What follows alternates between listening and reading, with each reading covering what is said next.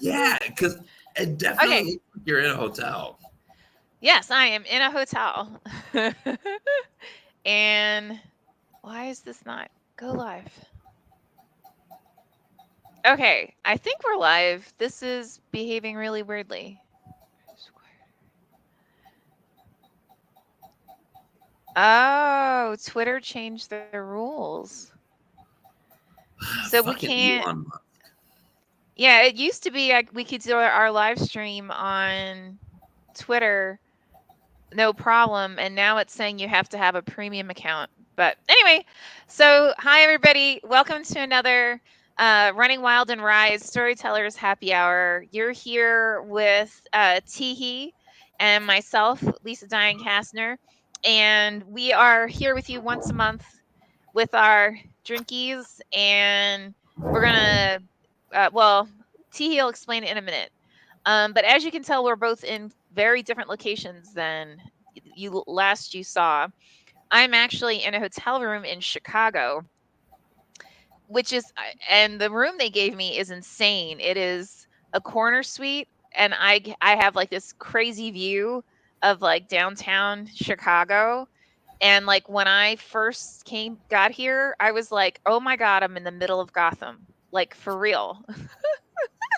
Like, where's Batman? Like, what's Where's going Batman? Exactly. I was like, wow, this is crazy. But yeah, it's very cool. And Teehee just moved into a new apartment. I did. So Yep. I moved into a new apartment. The sun is setting. mm, We've had a bit of a heat wave in Puerto Vallarta, just like almost everywhere in the United States. So like this sun is gonna happen for another couple minutes. I do feel like I probably should try to turn more lights on so that yeah. I'm not. So I'll be right back. Just a couple seconds.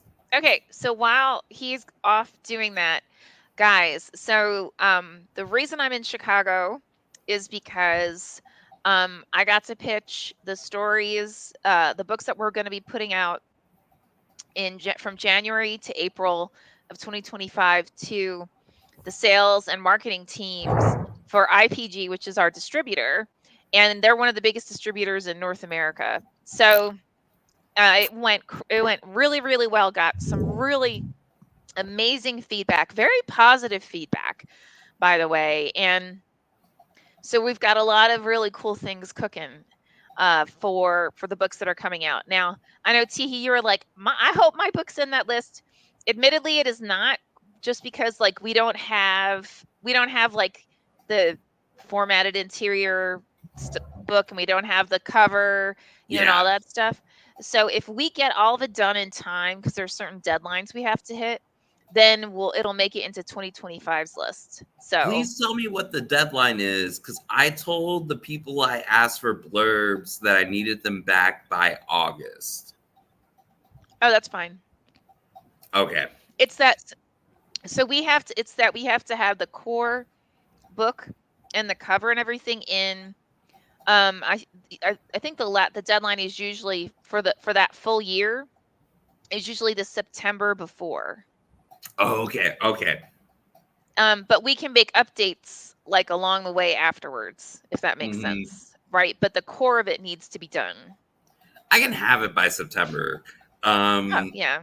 yeah, I'm just waiting on blurbs. I have like this is a weird thing. I don't know if we talked about this. I used AI to help generate some prompts for the graphic designer for the book, Oh cool. Okay.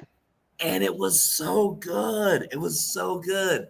I typed in not the direct because I'm scared of AI, so I didn't type in a direct scene, but I Got it. described a specific scene and Uh-huh. had them make images based on it, Based on that. Oh okay. and it was beautiful. Mm. They're gorgeous.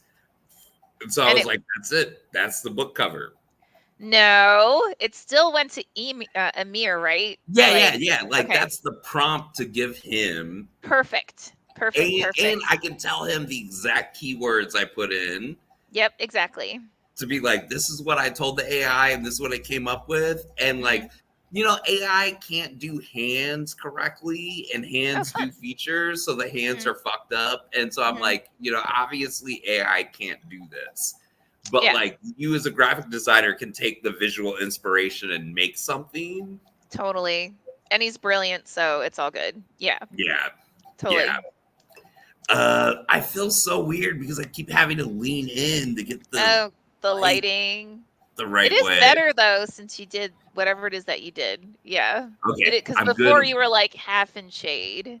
Yeah, I'm good right here for probably 15 minutes. Mhm.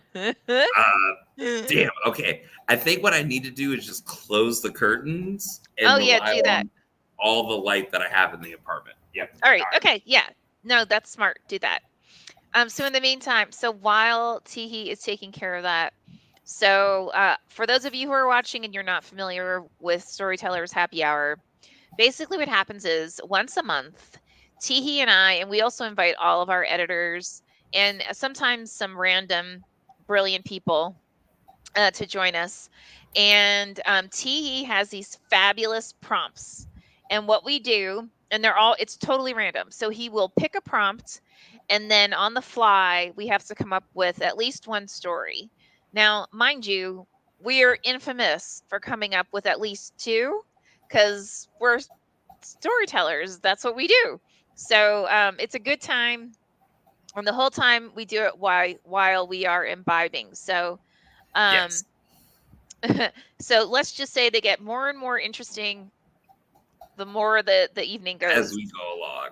Yes, exactly. Mhm. Yes. Yes. We've told a lot of stories about ourselves. Mhm. So the interesting thing, because I just moved apartments, so this is my new apartment. Woo! Is beautiful. I have to thank Kevin Anthony for securing this apartment for me. It's Yay! amazing. I love it. I'm still in the process of unpacking because I've only been in this apartment for less than 1 week. Oh wow. Okay. So I'm not sure where my deck of cards are for all the story prompts, but I came up with one Okay. literally a minute before I got online. And I'm really excited because I don't think that because like we've done 2 seasons of this, so we've done a lot of different kinds of prompts. I seen But it. I don't We've think done more than two, haven't we? Like maybe more than two. We've done we've so many done episodes so of this. many. We have, yeah. So, but I don't think we've ever had this prompt, and it just hit me out of Okay. nowhere. Okay. So the prompt is, I guess it's multifaceted, but Mhm. it's Barbie, the Barbie Oh or wow. any Okay. other childhood doll, whether Mhm. it's an action figure or a doll or whatever, but just Barbie or another childhood doll, or if you want to extrapolate, childhood toys. Okay. Okay. I don't even have Wow. anything yet. Why don't we just stick with Barbie? I mean, because then that way it doesn't necessarily have to be like it could be more modern Barbie. It could be, yeah. I do have to say, I loved the Barbie movie Mhm. like so much, which is Mhm. insane. I've Mhm. watched it so many times. Me too. I did not think I would like it at all. No, And when I was like there are parts in the movie where it got literally standing ovations from the audience that like the moments deserved standing ovations, but like it there were so many cultural so much cultural commentary that I didn't expect, and it blew up the room, you know. I kept thinking, how did Mattel allow this movie to get made? Well, I heard that at first Mattel said no. I would not And, be surprised. and then when they got the lead, as she's actually one of the executive producers and financial Yeah, backers, and when they got her, that's when Mattel said, "Okay, fine." And then she demanded on the screenplay writer who was also the director. And because Mattel had agreed, said, "Okay, fine," then they were kinda I wouldn't say stuck doing it, but now what's even more interesting is since with how much Barbie the movie blew up, now Mattel's trying to license out, excuse me, like a ton of their other brands. Because it's like, oh, you mean if we're culturally relevant and have something to say, people will want to see it? Yes, of course. I'm like, okay. But like the Mattel box race cars, I remember those things. Mm, You know, they're not as culturally relevant. I don't even know their actual name. Nothing in the realm of Matchbox? toy is as culturally relevant as Barbie. That's true. Well, I mean, it's funny because when I was a little kid, I did not like Barbie because I've never um like I've never been your normal pretty, I guess you could say. Like I've never been the blonde. I've never been like the dumb blonde. I've never been, like super skinny or that, super stacked body. And now mind you, like I'm 52 years old and I today do like core training, like 50 push-ups, 50 sit-ups. I mean, like I can lift over 100 pounds. And so it's not like I'm not, you know, healthy, but I'm just not built to be like a Barbie, right? So when I was little, I was aware of this and I was like, well, fuck that. I don't want to have anything to do with that. And then as I got in my like I'm going to say like mid-teens, I went through a period where I got a lot of Barbie dolls, but it was more so for the because they oftentimes had themes. So it was like, Barbie the doctor and Barbie the disco queen and Barbie so it was for the theme, not necessarily for the Barbie doll. Does that make sense? And you could also get them super cheap. Like you could get Barbie dolls like on sale and like for clearance and stuff for like crazy low prices. So, like I would take all the money I made on like my paper route or, you know, working part time at like, believe it or not, I worked part time at Victoria's Secret over the Christmas holidays, but that's how I got decent underwear. Again, TMI, but like, but like but I was never really like a big. I would say I was never really a big Barbie fan.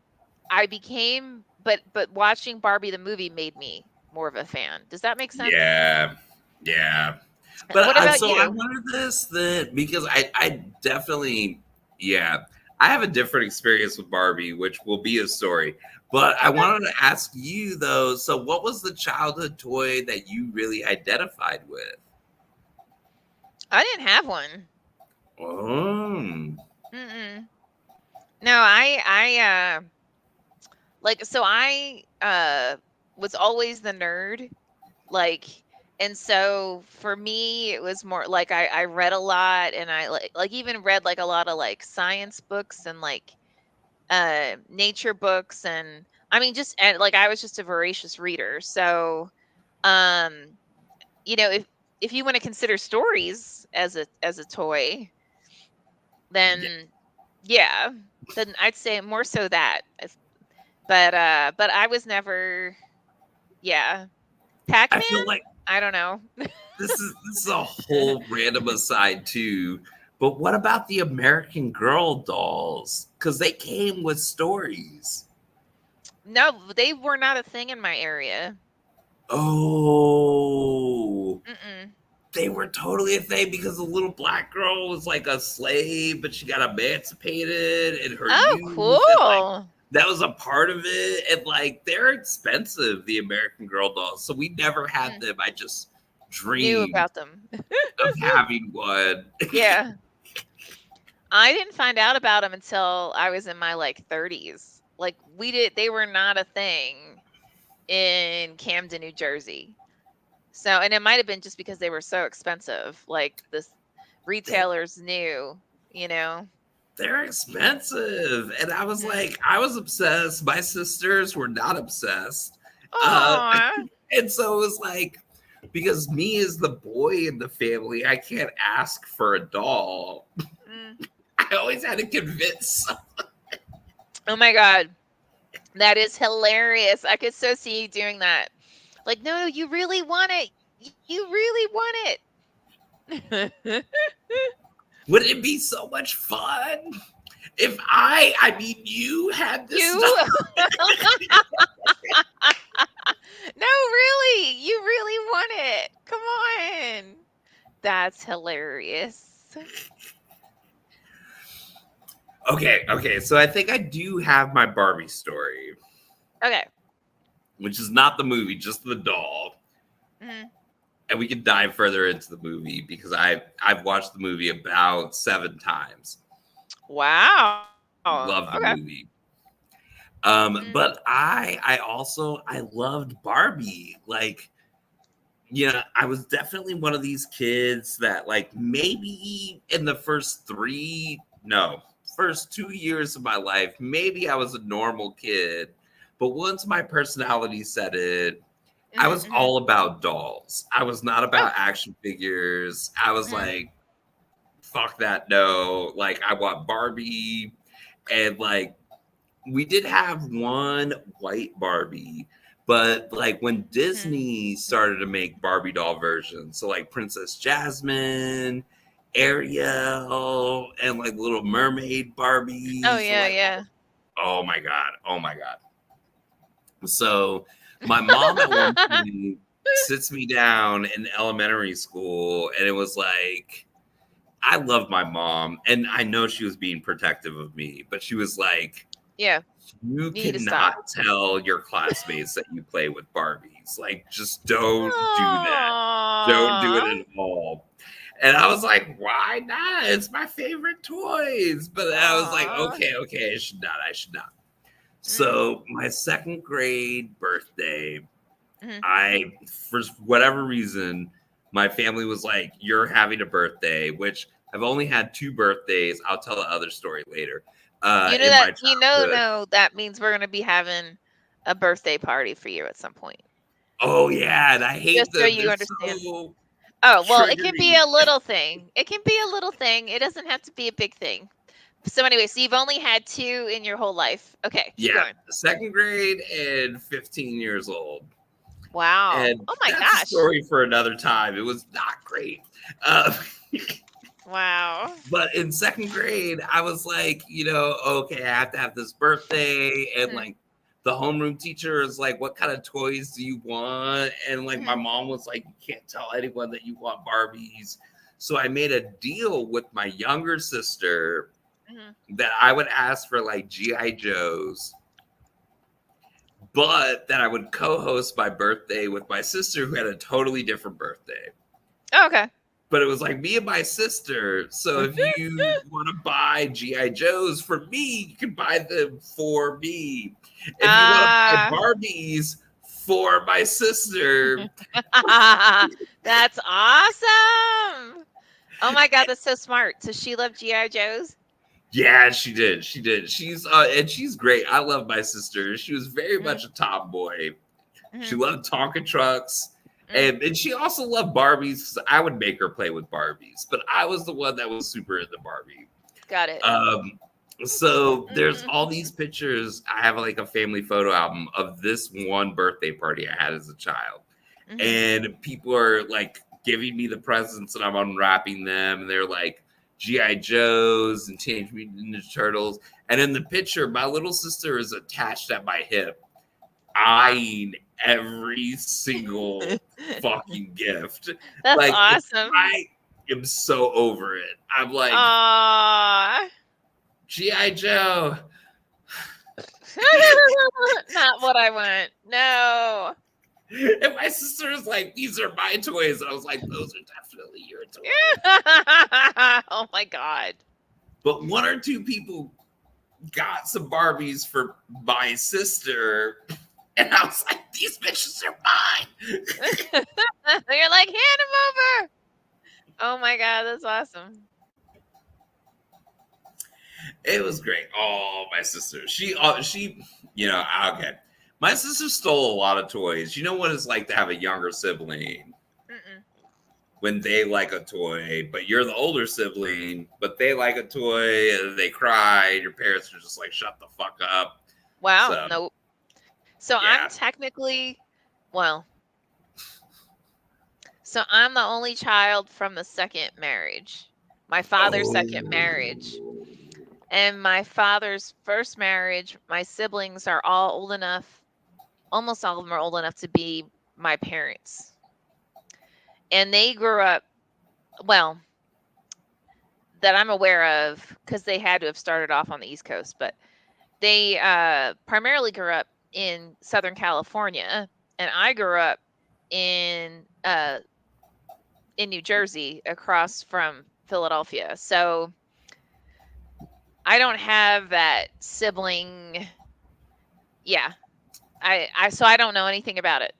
Yeah, it's real. I also suffer from second son video game syndrome, which Mm. means it was always going to be my turn next on the video game, Oh, yeah, yeah. but that never materialized. So I got really good at reading the pamphlets and Mhm. understanding the story behind the video game, while my brother would Oh, just play, and he's like, because he was "Oh, like, you'll "Fuck off, play I don't next," care, but I would and never I'm play not next.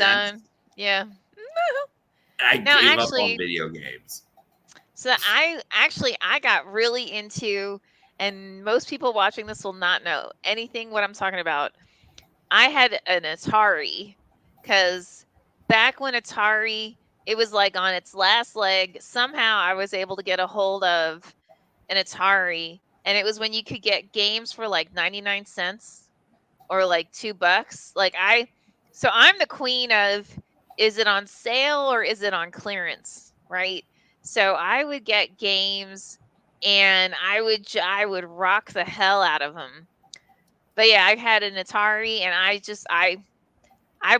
think I had Pac-Man, believe it or Yes, not, and like Tetris, yes. Pac-Man, Tetris, and then there were some I would get for like crazy cheap. And as soon as you started playing, it's like, this is the lamest thing I've ever seen in my entire life. And then so then you just go back to your like old standbys, right? You just go back to Tetris and oh And god. Yeah. Pac-Man and Pong. But Pong, what yeah. about? Did you ever know this game Pitfall? Yes. Yes. And there were a billion versions of Pitfall. Do you know what I mean? Like, once Pitfall was hot, then all these other versions came out. And so it was like, you had to conquer every level. Like, otherwise you didn't so like, although I wasn't like a like I was like, this is going to sound weird, but I was like an Atari video game playing kid. I read a ton, and I did a lot of art, because my parents would pay for me, like, in the summers or whatever, to go to these day camps where all you did like clay and painting and drawing and all that.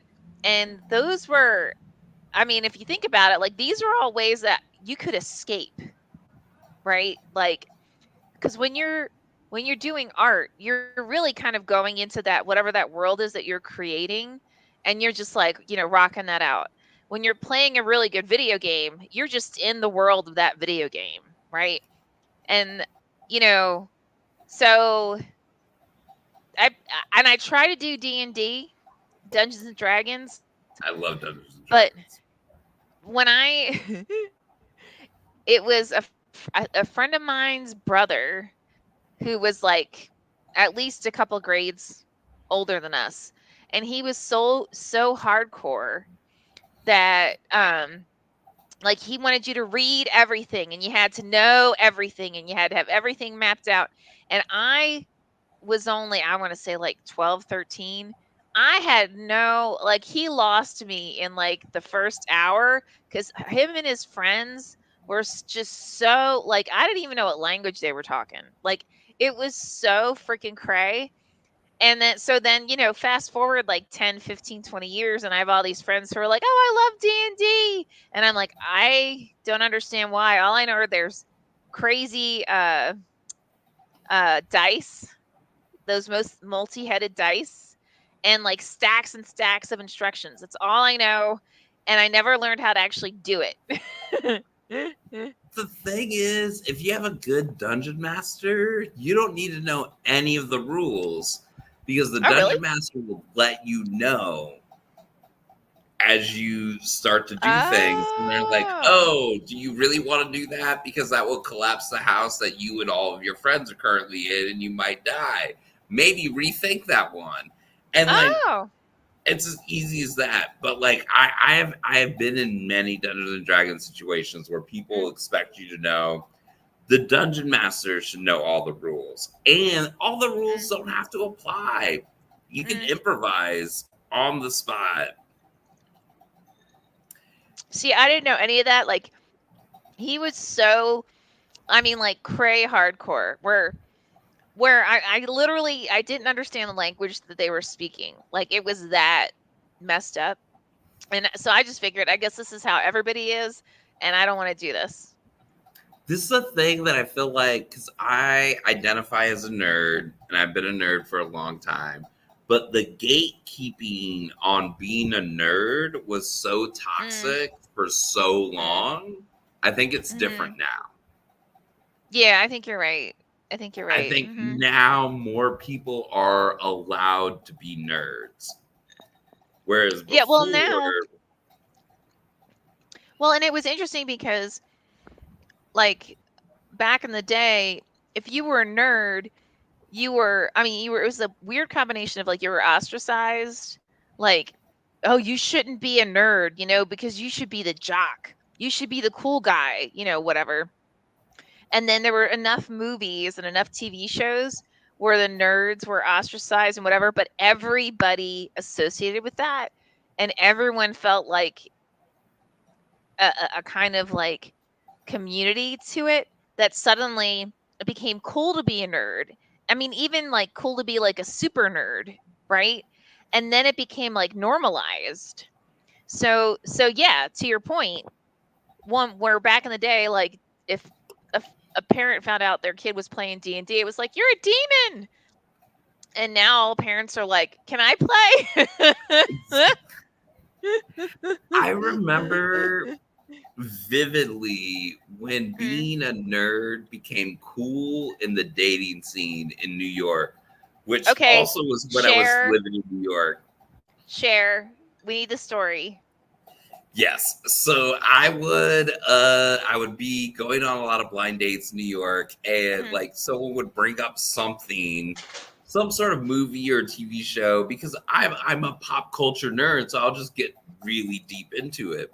And they're like, "Oh, you're a huh. nerd." And that used to happen like the first year or two living in New York. And then by like year 3, I'm like, well, Bring It On is a great movie about cheerleading, except for most of those cheerleading moves are not legal in high school competitions. That's actually like college or like, Actually, yeah, professional level. exactly. Yeah. Yeah. Mhm. And and like the dude I was on a date with was like, oh my God, you're a nerd. And I was like all defensive and I was like, yeah, so what? And he was like, no, no, no, no, no. Like, let's have sex right now. And I was like, what? What? And That's I was like, awesome. suddenly this thing that I And innately you're like, "This am. is good. This is good." And I once I really started to feel it, where people are like, like blah blah blah about different. Like I was like, oh, like some, you're on a first date and people talk about where they're from or whatever, and Whatever, I was like, yeah. oh yeah, my favorite memories from high school was doing competition mock trial, and people were like, oh, you're a nerd, Woo. and I'm like, yeah, I'll tell you all about mock trial. That's awesome. Actually, mock trial was kinda dope. I'm just saying. It was So dope. fun, right? I really want to make an intramural adult enthusiast mock trial. That would be so, we should do like an SNL. We should totally do like an SNL mock trial. Yeah, Oh my man, god, it we was. would have so much fun. And then when I started playing Dungeons and Dragons, and then I put that on my dating apps, Uh-oh. people would go fucking nuts. And they're like, "Oh my god, Dungeons and Dragons," or they'd be like, "D&D, does that stand for Dungeons and Dragons?" And I was like, "What do you think it stands for?" They're like, "We thought it maybe stood for some like kinky Thing. weird thing." And And I'm you're like, like, "No, no, no. it I can. just it could, it could." And also, it was like couples that I was like, "Do you want to join my Dungeons and Dragons game?" And they're like, "No, we literally just want to fuck someone who plays Dungeons and Dragons." No shit. I was Wow. like, damn, this is great. But I definitely like I felt like I ran it into the ground. You know, Brooklyn is like the capital of hipster. So, That's true. like I'm like, what do you mean you never worked at Blockbuster in the late 1990s? Oh my god, did I ever tell you? So, what my dream job was to work at this one uh uh record store. The name I can't remember now, but it was a chain that was huge, and it was known back in the day that like only musicians and only like hardcore nerds like work there, blah blah blah. And it was a totally 100% my absolute dream because I was a huge, and technically speaking still am, music nerd. I mean, my husband's a fucking my husband is a drummer, musician, producer, singer. Like he was the lead singer for a band that headlined summer festivals through Europe. All this was all of like 5 years ago, guys. Like no joke. And he's fucking cray gorgeous. Anyway, um, so my dream was to work at this one record store, and my believe it or not, this is gonna sound crazy. So my dad was a radio personality, but it paid no money because almost everywhere uh so he got blackballed back in the day because he said fuck on the air, which now no one cares, right? Um, but like so fast forward, and so everywhere he worked was either like an NPR station or like a college radio, right? Well, I mean, you're lucky if you're getting paid 5.50 an hour, you know. So he would get day jobs, like retail jobs. So he got a job. I think it was Circle in the Square.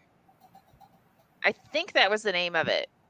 Anyway, so and the reason he had it was because they had a whole section set off from everything else that was only classical music. And classical music was my father's big thing, right? Like that was his passion music. So uh my dad arranges for me to get an interview. I'm so not joking, right? While I'm in college. Excuse me. So my my dad I interview, and the guy says, "Okay, I will give you the job, but you have to promise me that although like right now I need somebody in like the main area, that you will go to the classical music section because I have a really hard time finding anyone who knows anything." And I went, "Oh yeah, yeah." Now mind you, okay, Teehee, I mean I know what I like. That's it. I don't know shit about classical music. Like, I mean, I know enough to be dangerous. And I also Yeah. I more so know like I know what's really good, and I know when no one doesn't know how to play, right? So so I was like, yeah, okay, sure, fine. And I knew I was only going to stay for like through the summer, which is what I needed the job for, right? So I go, and I have a job, and I still remember because what they used to do is because this specific radio um, record store was known for having such hardcore, like these were the people that who worked there were the people who were again musicians, But like they were the people in your neighborhood that everybody wanted to fuck because they knew, like, oh my god, he's an amazing fill in the whatever, right? So because they were all so hardcore, they would have on a weekly basis, like, Lisa's top 10 picks, Joe's top 10 picks, right? All that. So, and mine was always really eclectic because although, like, because I was also, when I was younger, on Dance Party USA and Dancing on Air, and my brand was as a rocker, which, Teehee, for real, people still remember this, which shocks the hell out of me because I'm like, how do you remember that I was like the rocker? But okay, it's all good. We'll work it, whatever. So, like, people would come in, and honestly, I think that was part of it too, like how I actually got the job, because the store manager knew that I had been on those TV shows, so, and he knew what my like brand was, so that was a whole nother whatever. Anyway, so, but I've always been really eclectic. So my top 10 was always like Dokken, right? And then like Iron Maiden, and then Madonna, and like, Depeche Mode, Cure, Misfits, right? Like I was like all over the fucking place. And people would come in and they would like hunt me out, and they're like, "Oh my god, I love you so much."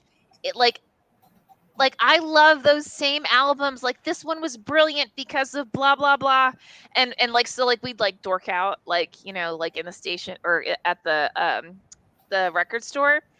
Well, the manager got so freaked out, like he was like, I really admire you for being like honest. And I was like, what do you mean? He's like, well, most people won't own the fact that they'll listen to a Justin Bieber album, and they'll listen to like, Madonna, and they'll listen to Iron Maiden. And I'm like, but if it's a good fucking song, Exactly. like just own the fact that it is a fucking awesome song, right? And I feel like we have to own the fact that if you really like music, every genre of music has good songs. Exactly. Every genre. Like if you love music, you don't love any particular genre, you love all genres because That's there's right. good music in every genre. Every genre. 100%. Exactly. I will die on that hill. Oh, hells yeah. Nope, I'm right there. I'm totally there. And I've pissed off more people with that. But Oh like, yeah. I think though that's part of the reason too. I like when my husband and I first, I mean, we were just friends, right? And we're like dorking out on like, oh, I love this a lot. Like not just music, but like everything, right? It was Yeah. like he's like a modern jazz player, like now, but he really did at one point play for Dokken. Like no joke. Like he's been all, he started off in just like hardcore punk. So I'm like, so it was like soulmates. You know what I mean? Like when you find someone that you're like, oh my god, this, oh my god, this, and it's like, oh my god, Frank Sinatra, oh my god, like you're just like nerd out. So yeah. I like all of it's good because there is a good song. So like I had the worst ride from Long Beach to LAX in an Uber Mm. where the guy was like, pick whatever genre you want. And I was like, oh no, No, I'm no, no, no. fine. Like I just like music. You can play whatever music you want to hear. And he was Mm. like, nobody likes all music. And I was like, actually, Yes. yeah. Like, and I was like, every genre has good songs. And he was like, Exactly. that's not true. Do you like country music? And I was like, yeah. Yeah. Martina McBride, Dolly Parton, like we could play Oh that. my god, Love Bug Dolly. Holy shit. Dolly's Yeah. the And then he was jam. like, what about death metal? And I was like, Slayer. Yeah. Like, Yeah. I was like, Slayer. go. Yes. I was like, let's fucking go. Like, I have a band that I like in every fucking genre. Pretty much. And he was yeah. like, that's not possible. That's not. And Long Beach to LAX is a long Uber ride. Yeah. that I had to explain to this guy that I was like, it is possible to enjoy music of every genre because he did not believe me. And Oh, then fuck he it. also weirdly wanted to talk about Christianity. Oh, no, no, no, no, no, no. Yeah, once I started talking about like death metal and like the amount of metal shows I went to when I was younger, because I Mhm. went through my phase. I loved Mhm. it. It was I great. I I have to admit, moshed. almost. So I never moshed, but well, I never moshed because like when moshing was like super hot, I was under 21, and there was a point where you had to be a certain age, you know. But I have to admit that almost every boyfriend I had before 25 was a musician and either was played death metal, did play death metal, or had some affiliation with some kind of metal, like some kind of like super hardcore.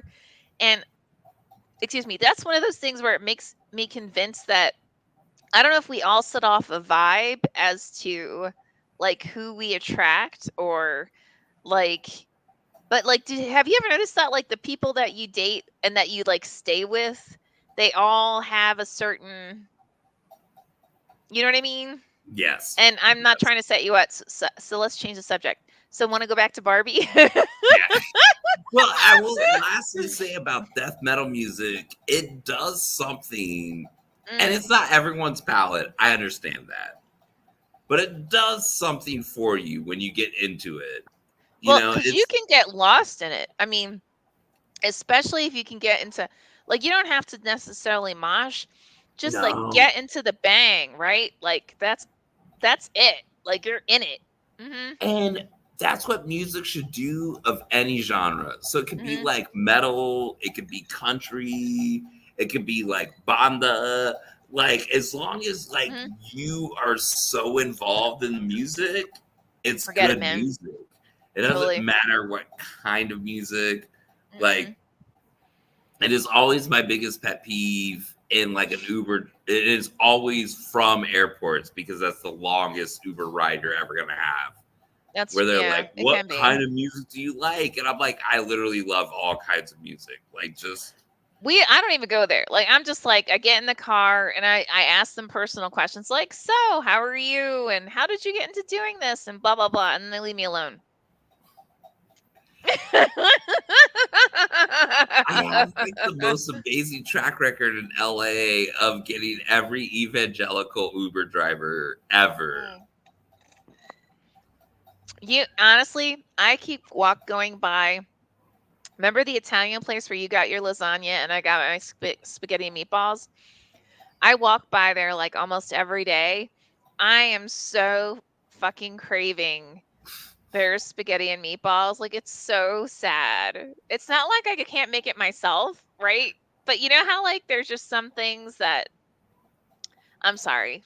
I That's remember such that lasagna. it was so good. I think of it often. Oh my god. Okay, the next time you're in LA, we need to like, and by the way, they now have pizza, but you like have to get it at like there's certain hours they have it. Because there was one day I showed up literally like 1 minute after they stopped like accepting orders, Oh, and I got into a fight with the lady at the counter. I'm like, you don't understand. I'm so hungry. I need this now.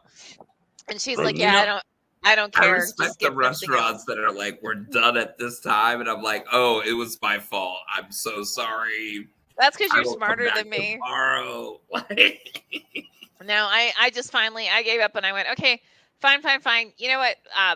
Spaghetti and meatballs. Acting like I haven't had a bajillion times and I'm not in love with it. Like I do remember this place. It was so fucking good. It was it's like such a dive Italian, but it's so so good. like you have So to good. do it as takeout because it's such a Yes. dive. But like it's also an I don't care because it's so fucking good.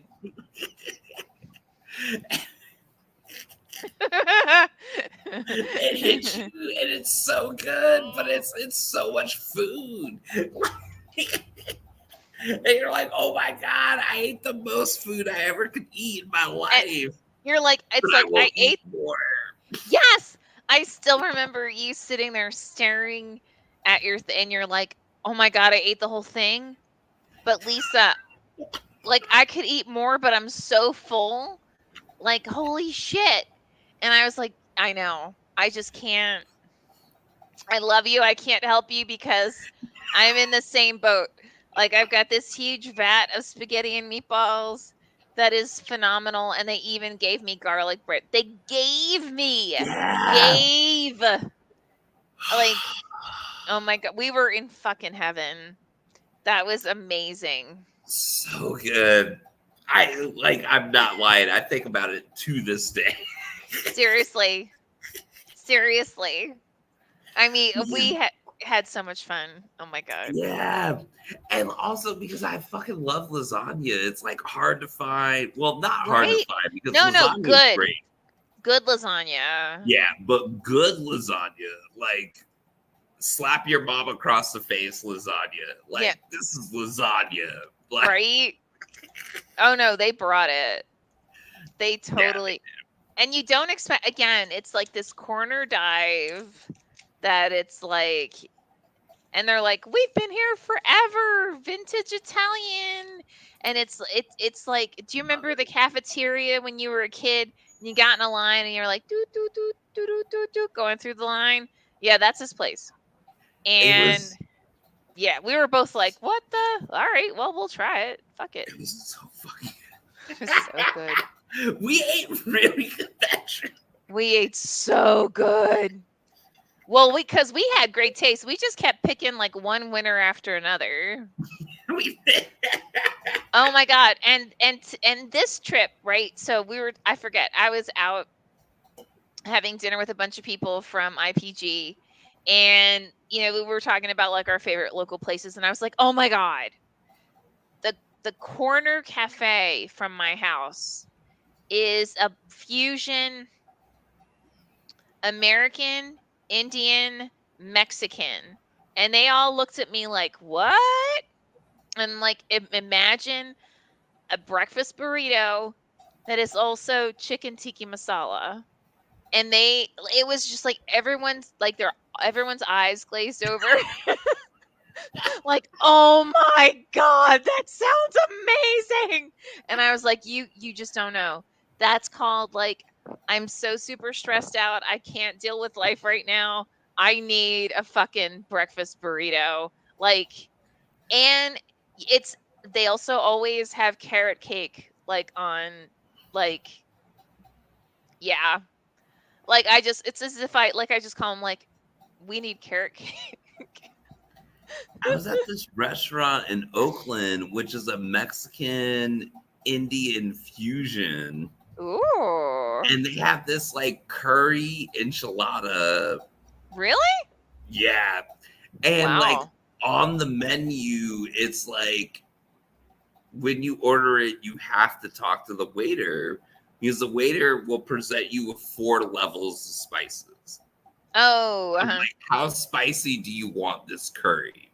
Mhm. And like people were like, and they're prepared to Mhm. deal with you with like, oh, I don't mind spice. And they're like, no, no, no, no, no. This is You don't both understand. Mexican food and Indian food. Indian. Like, if we Deal. put spice in it, it's going to be spice. Totally.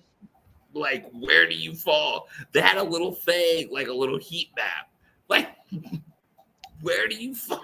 Wow. Be honest. Where do you fall? Oh my And I god. was the best fucking curry enchiladas I've ever. And I didn't even know curry enchiladas could be a thing. Nope, I didn't know that. This just means we have to try it next time you're in town. Yeah. Oh, it's so good. I I was. The best buffet I've ever had was in Chennai, India.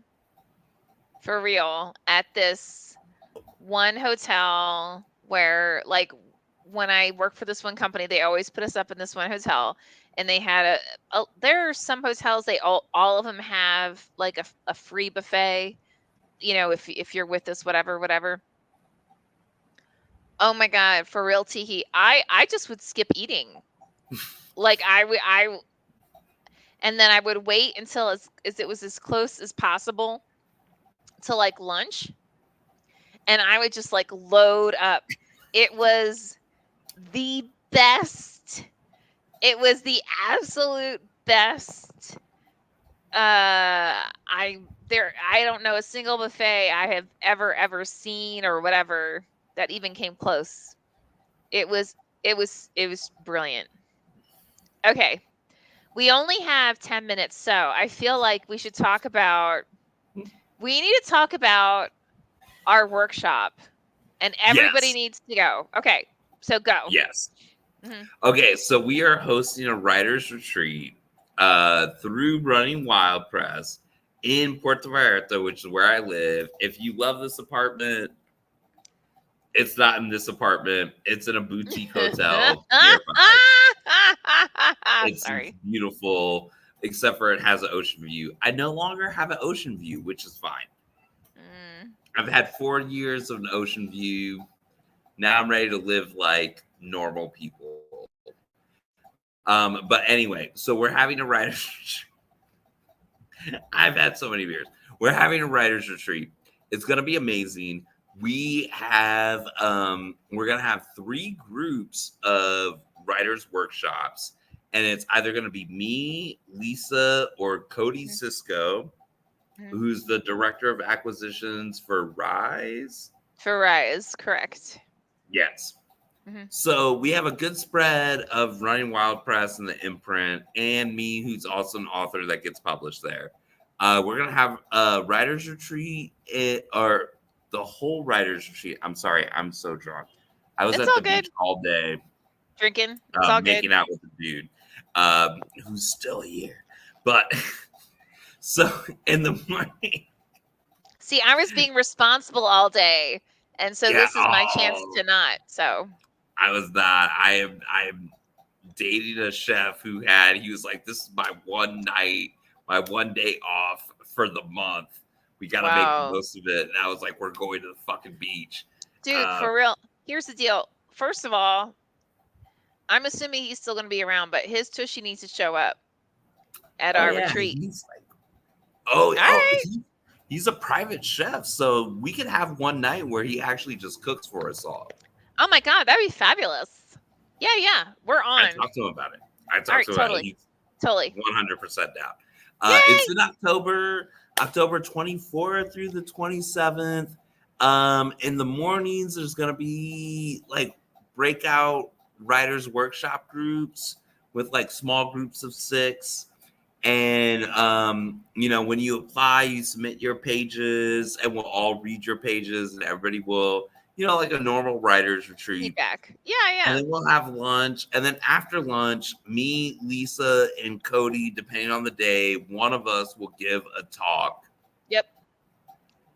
And then we'll do something fun like have the After guy party. I'm dating cook for all of us, or like go to the restaurant that my downstairs neighbor just opened, and she's also a lounge singer and she'll sing for us.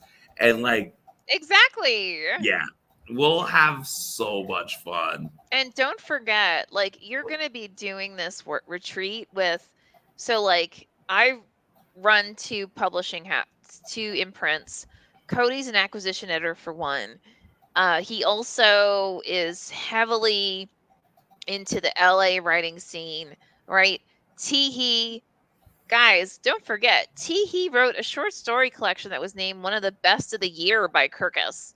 I just need you to kind of let that sink in, because every time I say that to anybody in the industry, they're like, holy shit. It is so hard to get Kirkus even to acknowledge that you exist. Like, even to get them to know, like, for them to admit that you're not a piece of crap, that you actually know what you're doing, is tremendous. And they named Teehee's work among the best of the year. So, you know, your Heine needs to be here. I'm just saying, like, you're getting some cool shit going on. So, we have priced this well below Oh literally yeah. any other writer's retreat. Like most And others are like 4 or 5,000, yeah, 3 to they're like, 4,000. Yeah. yeah, we are less than $1,000.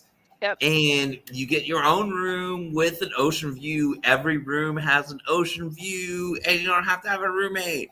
And by the And way, it's a spa. yeah, and there's a spa, It and is it's gorgeous. so beautiful. I've stayed on this property. I know this property. It's gorgeous. It is gorgeous. And on top of that, so if you just want to do the workshop and then the talk after lunch and then stay in your room and write, beautiful place to get inspired.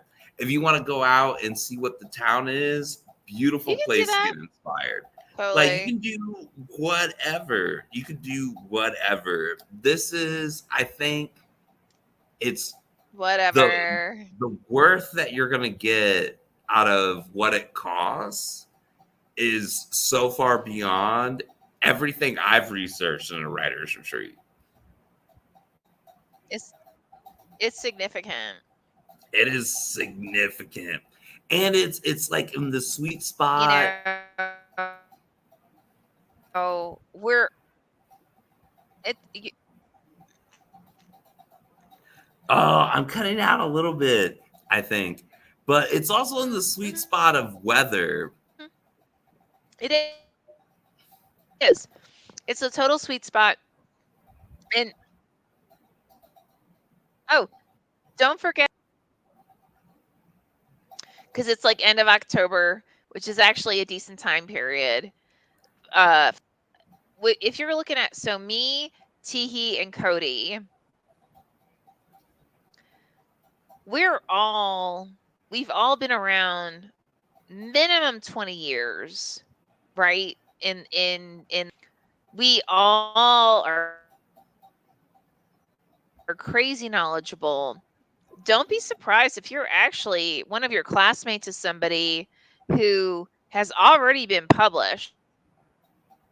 They've already gotten a lot of kudos, like so forth and so on.